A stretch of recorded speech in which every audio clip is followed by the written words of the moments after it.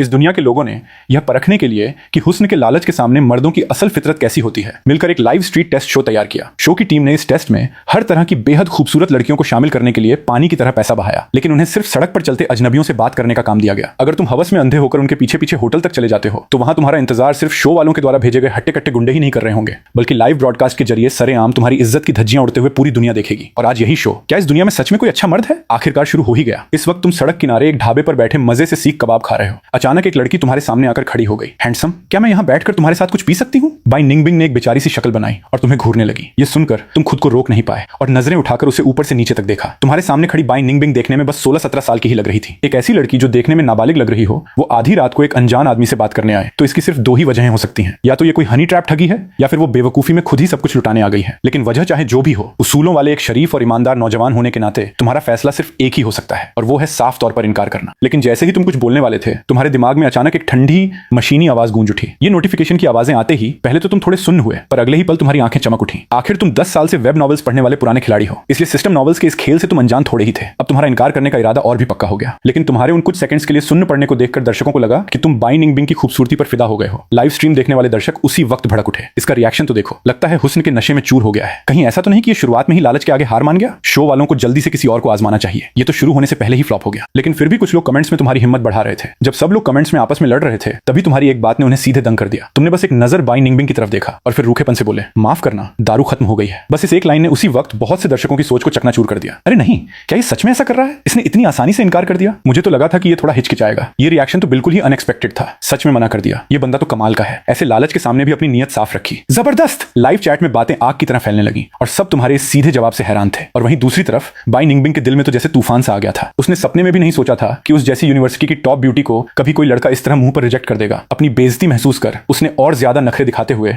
अपनी आवाज को मीठा बनाया और तुम्हारे करीब आ गई। हैंडसम, तुम भी ना बहुत बुरे हो। तुम्हारे हाथ में शराब की एक बोतल तो है, मुझे एक ग्लास डाल दोगे तो क्या चला जाएगा? थोड़ी देर में मैं तुम्हें लेट नाइट स्नैक्स खिला दूंगी। तुमने बस हल्के से उसे देखा और अगले ही पल उसके ठीक सामने तुमने बियर गटक कर एक छोटा सा भंवर बना दिया। बियर की पूरी भरी हुई बोतल तुमने कुछ ही सेकंड्स में गटक ली, एक बूंद तक नहीं छोड़ी। बाई निंगबिंग वहीं बुत बनकर खड़ी रह गई, जैसे किसी ने उसे पॉज बटन दबाकर रोक दिया हो। फिर उसने तुम्हारी तरफ उंगली दिखाते हुए कहा, तुम कितने कंजूस हो। उसके गुस्से को तुमने बिल्कुल भाव नहीं दिया, बल्कि सीधे उस पर बरस पड़े। जरा खुद को देखो, इतनी छोटी उम्र में अच्छे काम छोड़कर टैटू बनवा के कोई आवारा लड़की बनना चाहती हो। आधी रात को अकेले बाहर निकलकर एक अनजान आदमी के साथ शराब पीना चाहती हो। क्या तुम्हारे माँ बाप को यह बात पता है? अगर मैं तुम्हारा बाप होता तो तुम्हारी टांगें तोड़ देता। तुम्हारे चुप होते ही दिमाग में तुरंत सिस्टम की आवाज गूंजी। सिस्टम ने होस्ट को समाज के नियम बनाए रखने और एक आवारा लड़की को फटकार लगाने के लिए बी ग्रेड की रेटिंग दी है। होस्ट से गुजारिश है कि वो आगे भी ऐसे ही काम करते रहें। बाई निंगबिंग, जिसे तुमने इतनी बुरी तरह डांटा था, वो भी पलटकर जवाब देने से खुद को रोक नहीं पाई। तुम्हारी हिम्मत कैसे हुई मुझे भला बुरा कहने की? जानते हो मैं कौन हूं? तुमने एक ठंडी मुस्कान के साथ कहा, मुझे कोई परवाह नहीं कि तुम कौन हो। जल्दी से मेरी नजरों के सामने से दफा हो जाओ। बेवजह आंखों में मत चुभो। तुम्हारा ये चाकू की तरह चुभने वाला तीखा जवाब सुनते ही लाइव स्ट्रीम के दर्शक पूरी तरह सन्न रह गए। हे भगवान, कोई इतना कंजूस कैसे हो सकता है? एक गिलास दारू तक पिलाने में इसकी जान निकल रही है। इसका लहजा भी बहुत खराब था। अगर मना ही करना था तो इतना रुखा होने की क्या जरूरत थी? पर वो उसे दारू पिलाई ही क्यों? आधी रात को किसी अनजान को इस तरह अप्रोच करना ही अजीब बात है। जब लाइव स्ट्रीम में इस तरह बहस छिड़ी हुई थी, तभी तुमने सिस्टम से और ज्यादा रेटिंग पाने के लिए अपने एजुकेशन मोड को हाईएस्ट लेवल पर सेट कर दिया। तुम एक नाबालिग हो जिसे ठीक से पढ़ाई लिखाई करने की बजाय आधी रात को अनजान लोगों के साथ बाहर भटकने का शौक चढ़ा है। क्या तुम्हें अपनी जरा भी परवाह नहीं है? तुम्हारे माँ बाप ने तुम्हें इतनी मेहनत से पाला है, क्या तुम उनके साथ ये सब करके सही कर रही हो? तुम्हारी इस डांट फटकार के बाद सिस्टम की रेटिंग भी बढ़कर ए लेवल तक पहुंच गई और पास ही खड़ी बाई निंगबिंग तुम्हारी बातों से पागल होने वाली थी। क्योंकि पहली बात तो ये कि वो एक बालिग एडल्ट थी, दूसरी बात उसकी नजर में किसी ढाबे या बार में जाकर शराब पीना दुनिया का सबसे नॉर्मल काम था। इसलिए वो आखिर में खुद को रोक नहीं पाई और वहीं पर भड़क उठी। क्या तुम किंग राजवंश के जमाने से आए हो? ये 21वीं सदी चल रही है और तुम्हारी ऐसी पुरानी सोच अभी भी जिंदा है? मैं तुम्हें सलाह देती हूँ कि अपनी आंखें खोलने के लिए कुछ शॉर्ट वीडियोस देखो और ये भी देखो कि विदेशी मर्दों की सोच कैसी होती है। ढाबे पर थोड़ी शराब पीने में क्या बुराई है? यहाँ तक कि बार में भी मैं अक्सर अकेले जाती हूँ। सच में तुम्हारी बातें सुनकर हंसी आती है। तुम्हें इस बात की बिल्कुल उम्मीद नहीं थी कि बाई निंगबिंग अक्सर बार में भी जाती है। ये सुनते ही तुम्हारी भौहें तन गई। बार जैसी जगह जहां हर तरह के अच्छे बुरे लोग आते हैं,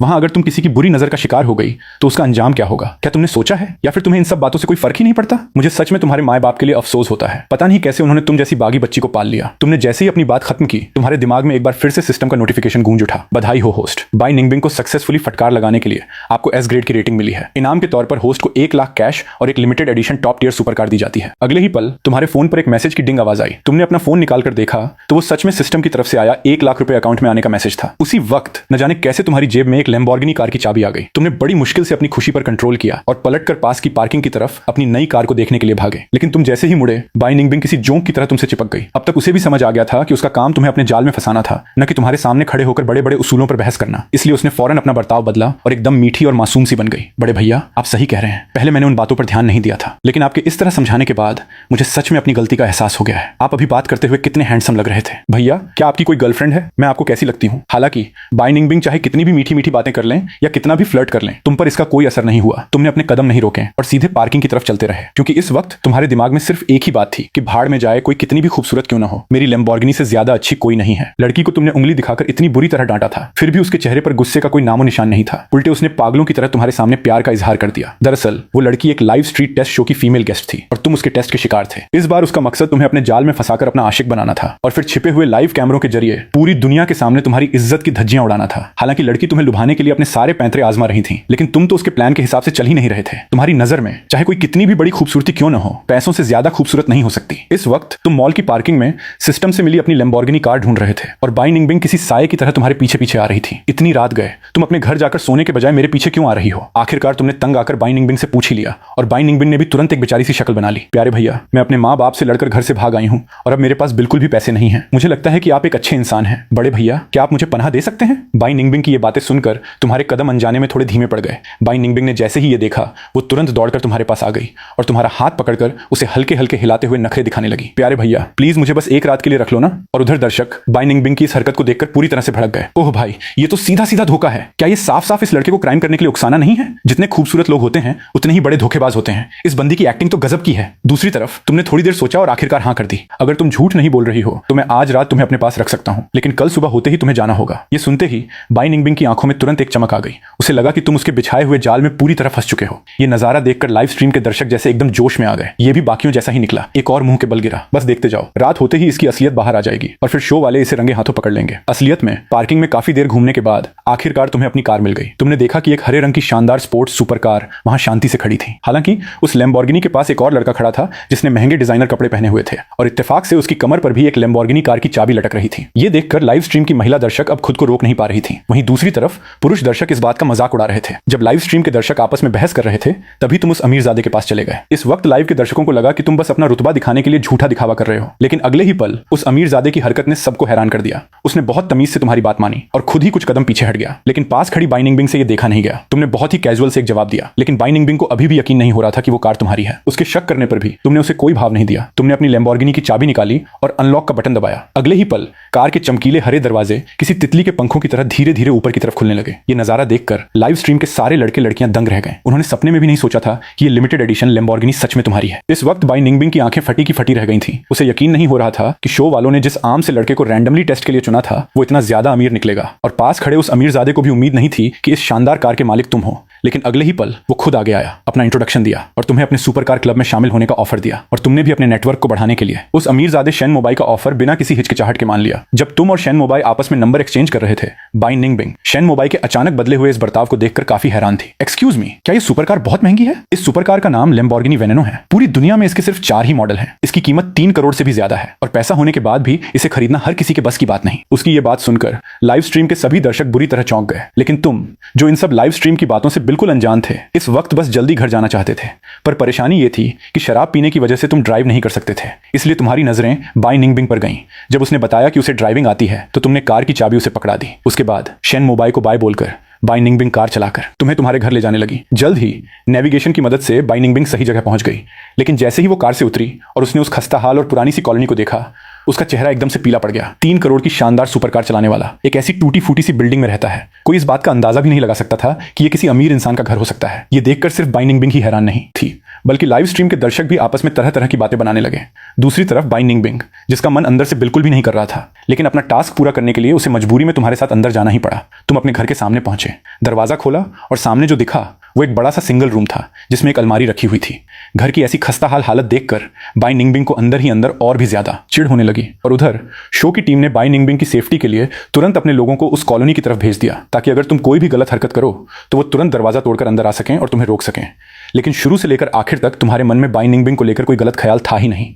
मुंह हाथ धोने के बाद तुमने उससे कहा, आज रात तुम सोफे पर सो जाओ और कल सुबह होते ही यहां से चली जाना। तुम्हारी इस सख्त लौंडे वाली बात ने लाइव स्ट्रीम के दर्शकों को हंसा हंसा कर लोटपोट कर दिया। बहुत बढ़िया मेरे भाई, तुम्हारा इसी तरह एक सख्त लौंडा बने रहना बिल्कुल सही है। ऐसा ही होना चाहिए। हर कोई सिर्फ अपनी हवस से सोचने वाला जानवर नहीं होता। तुम्हारी इस सख्त लौंडे वाली बात को सुनकर बाई निंगबिंग पूरी तरह से सन्न रह गई। उसने सपने में भी नहीं सोचा था कि उस जैसी लाखों की चहेती और यूनिवर्सिटी की टॉप ब्यूटी को तुम्हारे सामने इस तरह मुंह की खानी पड़ेगी। इसलिए हार न मानते हुए उसने कुछ अलग हथकंडे अपनाने का फैसला किया। मैं नहाने जा रही हूँ, बिल्कुल मत झांकना। और लाइव स्ट्रीम के दर्शकों ने पल भर में ही बाई निंगबिंग के इस इरादे को भांप लिया। अरे भाई, इसे कौन बर्दाश्त कर पाएगा? गए काम से। बाई निंगबिंग ने तो हद ही पार कर दी। ये तो बहुत बड़ी चाल है। अगर नहीं झेल सकता तो बाहर हो जाएगा, इसमें क्या है? दिन भर की थकान के बाद अगर वो नहा रही है तो इसमें क्या बुराई है? क्या अब नहाने की भी मनाही है? हद है। इसे तुम चाल कह रहे हो? वो तो आई ही इस लड़के का टेस्ट लेने हैं। अगर वो थोड़े बहुत हथकंडे आजमा रही है तो इसमें गलत ही क्या है? जब दर्शक आपस में इस तरह बहस कर रहे थे, बाई निंगबिंग तब तक नहाने जा चुकी थी। लेकिन आधे घंटे बाद जब वो तौलिया लपेटे हुए और अपना हिडन कैमरा लिए बाहर आई तो उसने देखा कि तुम तो कब के बिस्तर पे लेटकर खर्राटे मारते हुए सो चुके हो। ये नजारा देखकर बाई निंगबिंग का चेहरा मारे गुस्से के पीला पड़ गया और उधर लाइव स्ट्रीम के दर्शक हंस हंसकर पागल हो रहे थे। गजब हो गया! बाई निंगबिंग ने इतनी देर तक तैयारी की और उसे आखिर में यह सिला मिला। मैं तो हंस हंसकर मर गया। मुझे लगा था कि कोई रोमांटिक एक्शन फिल्म देखने को मिलेगी, पर यह तो कोई कॉमेडी फिल्म निकली। वहीं दूसरी तरफ महिला दर्शक पूरी तरह से निःशब्द थी। क्या ये सच में कोई मर्द भी है? मैंने तो हार मान ली। मेरी गुजारिश है कि इस बंदे को बदलो। इस वक्त बाई निंगबिंग का मन कर रहा था कि वो तुम्हें जिंदा ही गला घोंटकर मार डाले, लेकिन उसके पास कोई चारा नहीं था। अब उसे सोफे पर सोकर अपनी जिंदगी के बारे में सोचने के अलावा कुछ नहीं बचा था। इस तरह वो रात शांति से बीत गई। अगली सुबह तुम जैसे ही सोकर उठे और बिस्तर से नीचे उतरने वाले थे कि तभी पास से खर्राटे की आवाज आई। ये आवाज सोफे पर सो रही बाई निंगबिंग की थी। अगले ही पल तुमने खूबसूरती पर कोई रहम न खाते हुए सीधे जाकर एक जोरदार थप्पड़ से बाई निंगबिंग को जगा दिया। बाई निंगबिंग, उठो, तुम्हारा नाश्ता बनाने का वक्त हो गया है। तुम्हारे इस रूखेपन से नींद से जगाई गई बाई निंगबिंग थोड़ी गुस्से में थी। फिर भी वो जल्दी से वॉशरूम गई और अपने कपड़े बदल लिए। इसके बाद उसने वापस उस कैमरे को उसकी पुरानी छिपी हुई जगह पर लगा दिया। जैसे ही तुमने देखा कि बाई निंगबिंग ने कपड़े बदल लिए हैं, तुमने तुरंत उसे नाश्ता बनाने के लिए टोकना शुरू कर दिया। ठीक उसी वक्त कैमरा वापस चालू होने से लाइव स्ट्रीम के दर्शक लौट आए और बहुत से दर्शक इस नजारे को देखकर मजे ले रहे थे। जब लाइव स्ट्रीम के दर्शक आपस में जमकर बहस कर रहे थे, बाई निंगबिंग ने साफ साफ मना कर दिया कि वो नाश्ता नहीं बनाएगी। यहां तक कि उसने ये भी कह दिया कि अगर तुम चाहते हो कि वो नीचे जाकर नाश्ता खरीद कर लाए तो तुम्हें उसे पैसे ट्रांसफर करने होंगे। उसकी ये बात सुनकर तुमने जैसे ही हार मानने का सोचा, तभी अचानक सिस्टम का नोटिफिकेशन फिर गूंज उठा। समाज के खराब रवैये को डिटेक्ट किया गया है। सिस्टम का नया टास्क एक्टिवेट हो गया है। अगर होस्ट सामने खड़ी इस औरत की मांग को ठुकराकर उसे सबक सिखाता है तो रेटिंग के हिसाब से अलग अलग इनाम दिए जाएंगे। काफी देर बाद सिस्टम के दोबारा एक्टिवेट होने पर इनाम पाने के लालच में तुमने सीधा उसे सुनाना शुरू कर दिया। मैंने तुम्हें अपनी शराफत से एक रात यहां पनाह दी और उसके बदले में मैंने सिर्फ एक नाश्ता लाने को कहा था। क्या इस बात पर इतना बखेड़ा खड़ा करना जरूरी था? क्या तुम्हारे माँ बाप ने तुम्हें यह नहीं सिखाया कि इंसान को एहसानमंद होना चाहिए? ये तो शुक्र मनाओ कि तुम्हारा पाला मेरे जैसे अच्छे इंसान से पड़ा। अगर मेरी जगह कोई और होता तो तुम्हारा अब तक बुरा हाल हो चुका होता। तुम्हारी इस खरी खोटी ने न सिर्फ बाई निंगबिंग की बोलती बंद कर दी, बल्कि लाइव स्ट्रीम के दर्शक भी ये सुनकर सन्न रह गए। अगले ही पल लाइव स्ट्रीम के लगभग सारे दर्शक तुम्हारी बात का सपोर्ट करने लगे। बिल्कुल सही कहा, इंसान को एहसानमंद होना ही चाहिए। इसे इतना सिर नहीं चढ़ाना चाहिए। एक औरत होने के नाते मैं भी ईमानदारी से कहूंगी, ये कहां का रूल है कि हर बार खाने का बिल आदमियों को ही देना चाहिए? हम औरतों के पास भी तो पैसे होते हैं। हालांकि लाइव स्ट्रीम में ज्यादातर दर्शक तुम्हारे सपोर्ट में थे, लेकिन फिर भी कुछ महिला दर्शक तुम्हें गालियां दे रही थीं। तुम्हारी इस डांट फटकार से बाई निंगबिंग थोड़ी देर के लिए सन्न रह गई, लेकिन अपना टास्क पूरा करने के लिए उसने अपना गुस्सा पी लिया। फिर भी वो अभी भी नाश्ता खरीदने नहीं जाना चाहती थी और उसने ये बहाना भी बना दिया कि उसे रास्तों की कोई समझ नहीं है। लेकिन तुमने उसके इस बहाने को बिल्कुल भाव नहीं दिया और उस पर उंगली उठाते हुए फिर से बरस पड़े। अगर तुम्हें रास्तों की समझ नहीं है तो कल रात अकेले भटकते हुए मुझसे आकर बात कैसे कर ली? क्या मैं तुम्हें कोई बेवकूफ लगता हूं? मैंने अपनी शराफत से तुम्हें यहां रुकने दिया और जब मैंने तुम्हें एक नाश्ता बनाने को कहा तो तुमने 100 बहाने बना दिए। तुम्हारी इस बात ने लाइव स्ट्रीम के दर्शकों को एक बार फिर से हैरान कर दिया। कितना कंजूस है! एक नाश्ते के मुश्किल से कुछ ही रुपए लगते हैं और ये थोड़े से पैसे भी खर्च नहीं करना चाहता। हाँ यार, क्या ये विदेशी लोगों की तरह थोड़ा जेंटलमैन नहीं बन सकता? नाश्ते के पैसे देने में इसकी जान निकल रही है। ये जिंदगी भर सिंगल ही मरेगा। वहीं दूसरी तरफ के दर्शक तालियां बजाकर तुम्हारी तारीफ कर रहे थे। आजकल के जमाने में किसी को थोड़े से पैसे खर्च करके नाश्ता लाने को कह दो तो ऐसे लगता है जैसे उनकी जान ही मांग ली हो। बिल्कुल सही कहा। इसका ये जवाब इतना तगड़ा था कि कोई इसे बर्दाश्त नहीं कर सकता। हम सब अपने माँ बाप के बच्चे हैं, फिर तुम्हें कोई सिर पे क्यों चढ़ाए? इस वक्त तुम्हारी बातों से बाई निंगबिंग की बोलती पूरी तरह से बंद हो गई थी और तभी सिस्टम का नोटिफिकेशन गूंज उठा। बधाई हो होस्ट, आपको एस ग्रेड की रेटिंग मिली है। इनाम के तौर पर आपको जिंगरैन कॉलोनी के 10% प्रॉपर्टी राइट्स और 1 लाख रुपए कैश दिए जाते हैं। जब तुमने अपने फोन पर पैसे क्रेडिट होने का मैसेज देखा तो हालांकि तुम इसके लिए पहले से तैयार थे, लेकिन फिर भी तुम्हारी खुशी का ठिकाना नहीं रहा। इसके बाद तुमने पास खड़ी बाई निंगबिंग की तरफ देखा। अब तुम्हारे पास 2 रास्ते हैं। पहला, यहां से बाहर निकल जाओ और लौट कर मत आना। दूसरा, जाकर नाश्ता खरीद कर लाओ। यह कहकर तुमने उसे घर से बाहर धकेल दिया और तुरंत पीछे से दरवाजा बंद कर लिया। जब तुमने उसके लाया हुआ नाश्ता खत्म कर लिया तो अगले ही पल तुमने उसे वहां से जाने को कह दिया, क्योंकि तुम्हारे दिमाग में सिर्फ एक ही बात थी कि औरतें सिर्फ तुम्हारी कुरियर डिलीवरी की स्पीड को कम कर सकती हैं। लेकिन वो तुम्हारे साथ रहने के लिए इस कदर पीछे पड़ गई कि वो रो रोकर तुमसे गुजारिश करने लगी कि तुम उसे भी अपने साथ कुरियर बांटने ले चलो। और इस तरह बेचारी मोहरे की तरह इस्तेमाल हुई। बाई निंगबिंग ने पूरा दिन तुम्हारे साथ कुरियर बांटने में बिताया, लेकिन आखिर में तुमने उसे फिर भी बेरहमी से भगा ही दिया। ठीक उसी वक्त शो का होस्ट लाइव स्ट्रीम में दिखाई दिया। सबसे पहले हमारे आज के हीरो को पहला राउंड पार करने के लिए बहुत बहुत बधाई। अब तक उनकी जीती हुई इनामी राशि 1 लाख रुपए हो चुकी है। अगर वो इसी तरह बचे हुए 29 राउंड्स में भी लालच का डटकर सामना कर पाते हैं तो वो पूरे 100 करोड़ रुपए जीत सकते हैं। हालांकि बाई निंगबिंग बाहर हो चुकी है, लेकिन दूसरे राउंड में हम एक बिल्कुल ही अलग अंदाज वाली फीमेल गेस्ट को भेजेंगे और हम गारंटी देते हैं कि वो उसे अपने जाल में फंसा ही लेगी। होस्ट की ये बातें सुनकर लाइव स्ट्रीम के दर्शक पूरी तरह से जोश में आ गए और इस वक्त तुम अपने कमरे में बैठकर गेम खेल रहे थे कि तभी तुम्हें अपनी मकान मालकिन का फोन आया। हेलो, क्या तुम लिन बोल रहे हो? तुम्हारे घर का एग्रीमेंट कल खत्म हो रहा है। अगर तुम इसे रिन्यू करना चाहते हो तो मैं कल अपनी भतीजी को किराया लेने के लिए भेज दूंगी। हालांकि अब तुम्हारे पास बहुत पैसा था, लेकिन तुम्हें पिछले 3 साल से इसी घर में रहने की आदत हो गई थी, इसलिए बिना किसी जल्दबाजी के तुमने बिना कुछ सोचे समझे घर का एग्रीमेंट रिन्यू करने का फैसला कर लिया।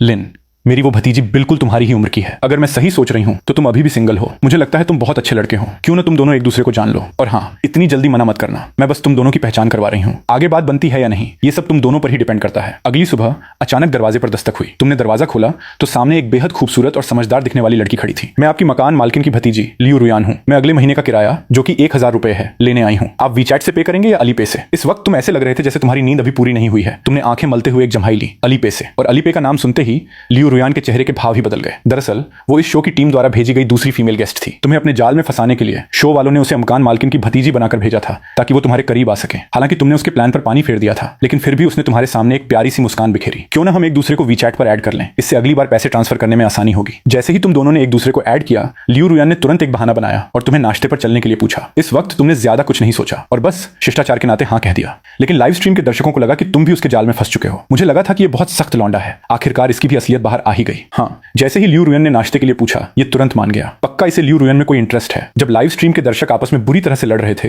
लियू रुयान तुम्हें एक काउशन ब्रेकफास्ट रेस्टोरेंट में ले आई। ऑर्डर देने के बाद उसने बड़ी चालाकी से पहले ही बिल भी पे कर दिया। इसके बाद तुम दोनों नाश्ता करते हुए इधर उधर की बातें करने लगे। तुम्हारी बातों से लियू रुयान को पता चला कि तुम थोड़ी देर में एक रियल एस्टेट एजेंसी जाने वाले हो। इत्तेफाक से शो की टीम ने उसे एक अमीर लड़की दिखाने के लिए इसी इलाके में 10 घर किराए पर दिलाए थे ताकि वो एक सब लैंडलॉर्ड बन सके। अरे वाह, ये तो बहुत अच्छी बात है। मुझे भी 10 घरों का सब लीज एग्रीमेंट साइन करने के लिए एजेंसी जाना है। हम दोनों साथ में चल सकते हैं। लियू रुयान ने एक बड़ी सी मुस्कान के साथ तुम्हें समझाया और बातों ही बातों में यह भी जता दिया कि वो एक अमीर लड़की है। उसकी ये बात सुनते ही लाइव स्ट्रीम के दर्शक एक बार फिर से भड़क गए। ओ भाई, कितनी चालाक है ये।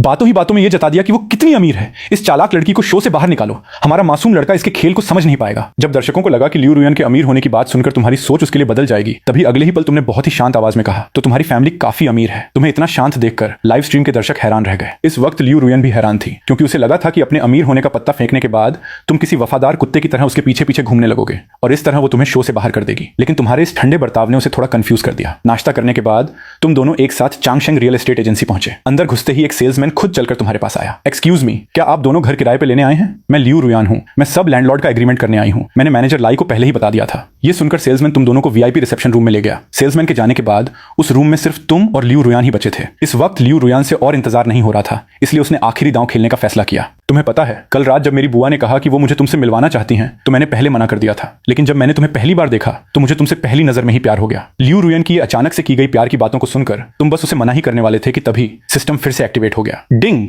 समाज के खराब रवैये को डिटेक्ट किया गया है। नया टास्क एक्टिवेट हो गया है। होस्ट के पास 2 ऑप्शन है। ऑप्शन 1, लियू रुयान के प्यार को कबूल कर लें और वफादार कुत्ता का खिताब पाएं। ऑप्शन 2, लियू रुयान के प्यार को ठुकरा दें और जूकलाई ग्रैंड होटल के 25% शेयर्स इनाम में पाएं। सिस्टम का ये नोटिफिकेशन सुनकर तुम पल भर के लिए एकदम सुन्न रह गए।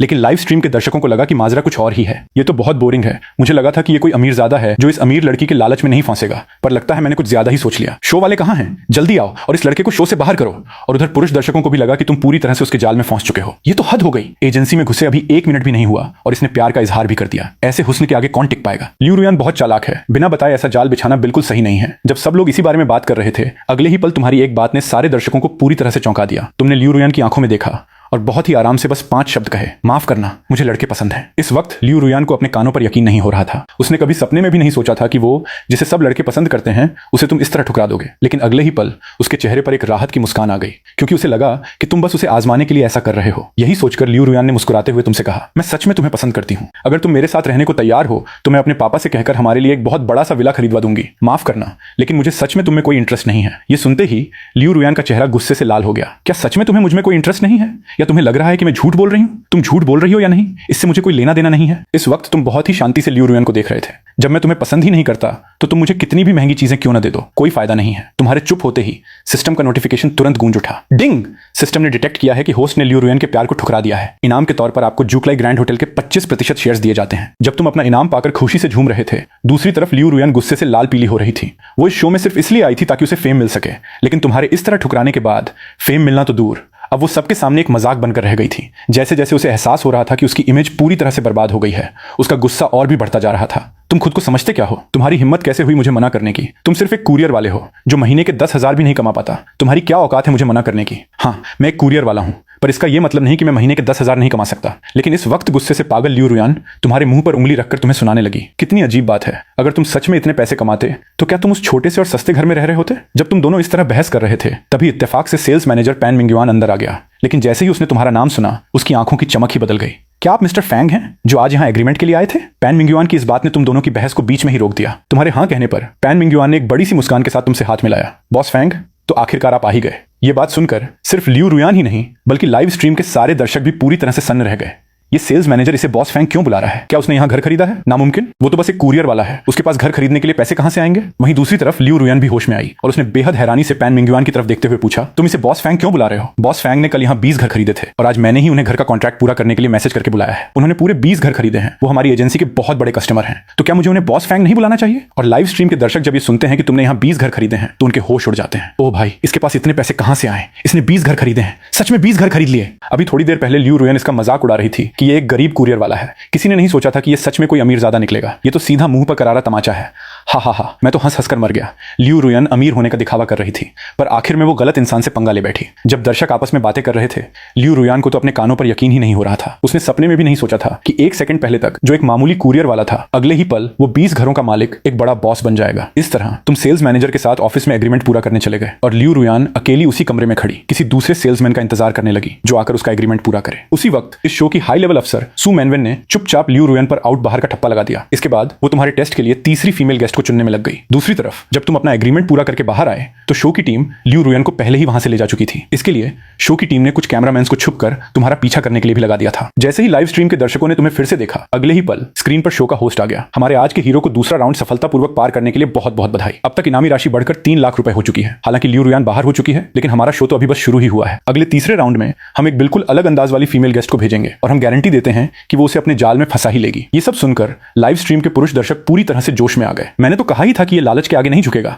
3 लाख का इनाम, अगली बार पक्का 5 लाख का इनाम होगा। ये दूसरी फीमेल गेस्ट भी किसी काम की नहीं थी। ऐसा लगा जैसे खेल शुरू होने से पहले ही खत्म हो गया। इस वक्त लाइव स्ट्रीम की कुछ महिला दर्शक भी तुम्हारी इज्जत करने लगी थी पर ज्यादातर महिला दर्शकों को अभी भी लगता था कि तुम एक अच्छे मर्द नहीं हो, बस एक सख्त लौंडा ही तो है। लियू रुयान से टकरा गया, ये बस इसकी किस्मत अच्छी थी। इसे एक अच्छा मर्द बिल्कुल नहीं कहा जा सकता। इसमें इतना घमंड करने वाली क्या बात है? अभी 28 राउंड्स और बचे हैं और हर राउंड पहले से ज्यादा मुश्किल होगा। मुझे तो नहीं लगता कि ये तीसरा राउंड भी पार कर पाएगा। जब लाइव स्ट्रीम के दर्शक इस तरह बहस कर रहे थे तभी जिंगरन कॉलोनी वापस पहुंचते ही तुम्हें एक अनजान नंबर से कॉल आया। नमस्ते, क्या आप जूकलाई ग्रैंड होटल के शेयर होल्डर मिस्टर फैंग बोल रहे हैं? हम आपको कल दोपहर 2 बजे होने वाली होटल की ज्वाइंट कॉन्फ्रेंस में शामिल होने के लिए बुलाना चाहते हैं। क्या आपके पास वक्त होगा? उसकी बात सुनकर तुम्हें याद आया कि सिस्टम ने इनाम के तौर पर तुम्हें इस होटल के 25% शेयर्स दिए थे, इसलिए तुमने बिना किसी हिचकिचाहट के हाँ कह दिया। लेकिन तुम्हें यह नहीं पता था कि तुमने अभी जो भी कहा वो सब शो की टीम के उन कैमरामैन्स ने रिकॉर्ड कर लिया था। हालांकि उन्हें बस इतना पता चला कि तुम कल इस इवेंट में जाने वाले हो, उन्हें यह नहीं पता था कि तुम जूकलाई ग्रैंड होटल के शेयर होल्डर हो। दूसरी तरफ शो की हाई लेवल अफसर सू मैनवेन को भी अपनी टीम से इस बात की खबर मिल गई, इसलिए उसने तुरंत सोच लिया कि तीसरे राउंड में आने वाली फीमेल गेस्ट को क्या पहचान आइडेंटिटी देनी है। इस वक्त तुम तय समय के हिसाब से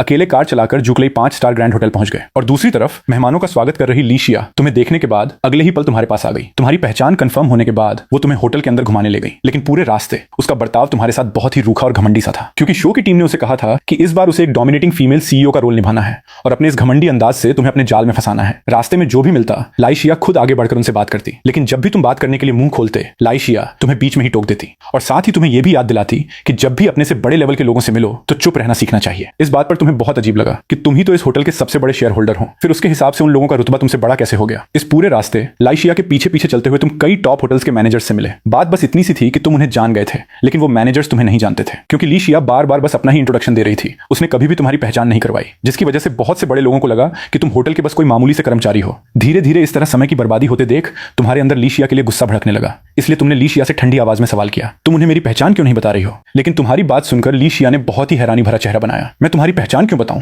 तुम बस थोड़े बहुत पैसे वाले एक अमीरजादे ही तो हो। तुम उन रुतबे वाले बड़े लोगों की बराबरी बिल्कुल नहीं कर सकते। तुम तो बस एक कुरियर वाले हो, है ना? इस वक्त तुम्हारे चेहरे के भाव और भी ठंडे हो गए। क्या तुम सच में नहीं जानती कि मैं कौन हूं? लेकिन उसके चेहरे पर एकदम शांति थी। जानती हूं ना, तुम फैंग युआन ही तो हो। ये नजारा देखकर लाइव स्ट्रीम की महिला दर्शक भी उछल पड़ी। हा हा हा, बौखला गया, फैंग युआन बौखला गया। उसे इस तरह परेशान देखकर मुझे बहुत हंसी आ रही है। तुम बस थोड़े से पैसों वाले एक अमीरजादे ही तो हो, फिर वो इतने बड़े बड़े लोगों से तुम्हारी पहचान क्यों करवाए?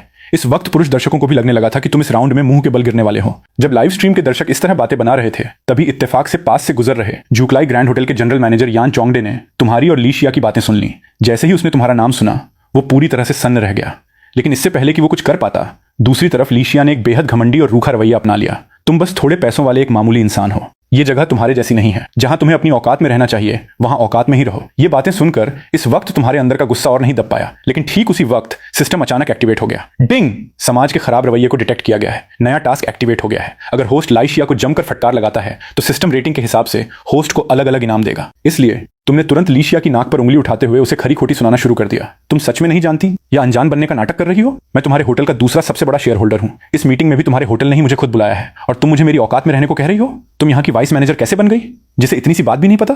तुम्हारी ये बात सुनकर लीशिया को जरा भी फर्क नहीं पड़ा। उल्टे वो जोर जोर से हंसने लगी। अगर तुम होटल के दूसरे सबसे बड़े शेयर होल्डर हो तो क्या मैं सबसे बड़ी शेयर होल्डर हूं? मैं तुम्हें चेतावनी देती हूं, तुम कुछ भी ऊटपटांग खा सकते हो पर कुछ भी ऊटपटांग बोल नहीं सकते। और इस वक्त छुप कर ये सब सुन रहे यान चोंगडे का चेहरा मारे डर के पीला पड़ गया। अगले ही पल वो बाहर कूद कर आया और गुस्से में चिल्लाया, चुप हो जाओ, क्या तुम जानती हो तुम किससे बात कर रही हो? लेकिन लाइशिया को लगा कि ये बात वो तुमसे कह रहा है, इसलिए वो भी गुस्से में चिल्ला उठी, सुना तुमने? क्या तुम्हें पता है तुम किससे बात कर रही हो? ये जुकेलाई होटल के जनरल मैनेजर हैं और मैं वाइस जनरल मैनेजर हूं और तुम बस एक मामूली इंसान हो। अगर मेरी मदद नहीं होती तो क्या तुम्हें लगता है कि तुम्हारी हैसियत आज की मीटिंग में शामिल होने की है? और पास खड़े यान चोंगडे की ये बातें सुनकर पसीने छूटने लगे थे। वो सीधे लाइशिया के पास गया और उसकी नाक पर उंगली रखकर चिल्लाया, क्या तुम जानती हो तुम किससे बात कर रही हो? ये हमारे जुकलाई के दूसरे सबसे बड़े शेयर होल्डर हैं। ये बात सुनते ही लीशिया को जैसे बिजली का झटका लगा हो। वो पल भर में ही अपनी जगह पर बुत बनकर खड़ी रह गई। और तुम जो गुस्से से भरे हुए थे, तुमने लीशिया पर फिर से हमला बोल दिया। सच में समझ नहीं आता तुम क्या खाकर बड़ी हुई हो? इतनी देर से नाटक चल रहा था और तुम्हें मेरी पहचान ही नहीं पता?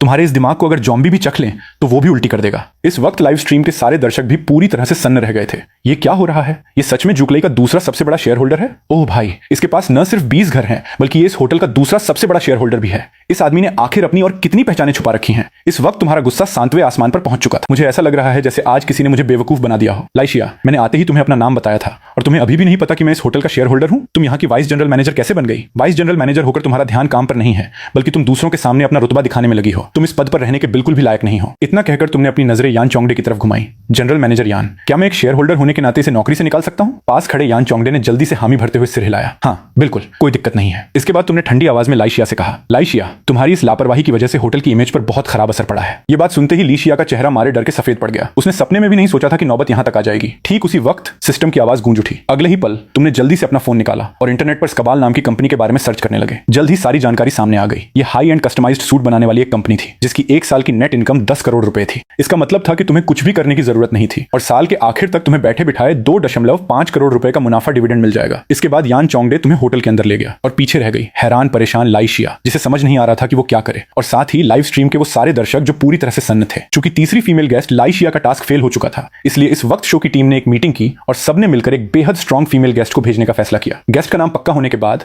लाइव स्ट्रीम का कैमरा एक बार फिर से होस्ट की तरफ मुड़ गया। सबसे पहले हमारे हीरो को बहुत बहुत बधाई, जिन्होंने तीसरी फीमेल गेस्ट के कड़े इम्तिहान को भी सफलतापूर्वक पार कर लिया है। अब तक उनकी जीती हुई इनामी राशि बढ़कर 5 लाख रुपए हो चुकी है। शो की टीम ने आपस में चर्चा करने के बाद चौथी फीमेल गेस्ट के तौर पर एक असली हाई सोसाइटी वाली सोशलाइट अमीरजादी को भेजने का फैसला किया है, ताकि उनका और भी कड़ा इम्तिहान लिया जा सके। अगर वो इस बार भी इस लालच से बच निकले तो उन्हें 10 लाख रुपए का इनाम मिलेगा। होस्ट के इतना कहते ही लाइव स्ट्रीम के दर्शकों के दिलों में एक जबरदस्त उत्साह पैदा हो गया। चौथे राउंड की गेस्ट एक असली अमीरजादी है। क्या ये लड़का इस बार टिक पाएगा? पता नहीं वो इसे झेल पाएगा या नहीं, पर मैं तो ऐसे हुस्न के लालच के आगे पक्का पिघल जाता। अभी ये शो पूरी दुनिया में लाइव चल रहा है। मेरे भाई, इस वक्त तुम हम सारे देश के मर्दों को रिप्रेजेंट कर रहे हो। तुम्हें डटकर खड़े रहना है, विदेशियों के सामने हमारी नाक मत कटने देना। वहीं दूसरी तरफ कुछ महिला दर्शक ये सुनकर बहुत खुश हो रही थीं। लगातार 3 लड़कियों का टेस्ट पास करने की वजह से वो पहले से ही काफी चिढ़ी हुई थीं, इसलिए इस बार उन्हें पूरी उम्मीद थी कि वो अमीरजादी तुम्हें इस शो से बाहर निकाल फेंकेगी। लेकिन तुम्हें, जो कि इस शो के मेन हीरो थे, इन सब बातों की कोई खबर नहीं थी। होटल की मीटिंग खत्म करने के बाद तुम कार चलाकर सीधे जिंगड़ी बिल्डिंग की तरफ निकल गए। तुम्हारा इरादा अपने लिए कुछ अच्छे डिजाइनर कपड़े खरीदने का था, पर जैसे ही तुम निकले, शो की टीम के कैमरामैन ने छुपकर तुम्हारा पीछा करना शुरू कर दिया। दूसरी तरफ चौथी फीमेल गेस्ट शेन यूचू, जिसकी एंट्री होने वाली थी, तुम्हारी लोकेशन पता चलते ही शो की टीम ने उसे तुरंत जिंगड़ी बिल्डिंग की तरफ भेज दिया। जैसे ही लाइव स्ट्रीम का कैमरा शेन यूचू पर गया, सारे दर्शक उसे देखकर दंग रह गए। ओह माय गॉड, ये शेन यूचू तो बहुत ही खूबसूरत और क्लासी लग रही है। इस बार तो ये लड़का पक्का शो से बाहर हो जाएगा। क्या असली अमीरजादियां ऐसी ही होती हैं? ये तो बहुत ही रॉयल लग रही है। इतने हुस्न के आगे कोई कैसे टिक सकता है भला? जब लाइव स्ट्रीम के दर्शक आपस में बातें कर रहे थे तो उन्हें इस बात का जरा भी अंदाजा नहीं था कि शेन यूचू असल में कोई अमीरजादी नहीं थी। इस शो में हिस्सा लेने के लिए उसने अपना फॉर्म भरते समय अपनी एक झूठी पहचान, फेक आइडेंटिटी बनाई थी। उसे बस इतना पता था कि अगर वो इस बार तुम्हें शो से बाहर कर देती है तो उसके लिए ढेर सारा पैसा कमाना बहुत आसान हो जाएगा। इस वक्त शेन यूचू शो की टीम के साथ प्लान बना रही थी कि तुम्हें कैसे अपने जाल में फंसाकर तुम्हारी बेइज्जती की जाए, चाहे उसके पास कितना भी पैसा क्यों ना हो। अगर उसमें दूसरों के लिए बुनियादी इज्जत नहीं है और वो सच्चा नहीं है तो सब बेकार है। आज मैं सारे इंटरनेट वालों को उसकी असलियत दिखाकर रहूंगी। उसके इतना कहते ही ज्यादातर दर्शकों ने उसकी बात का सपोर्ट किया। बहुत बढ़िया कहा,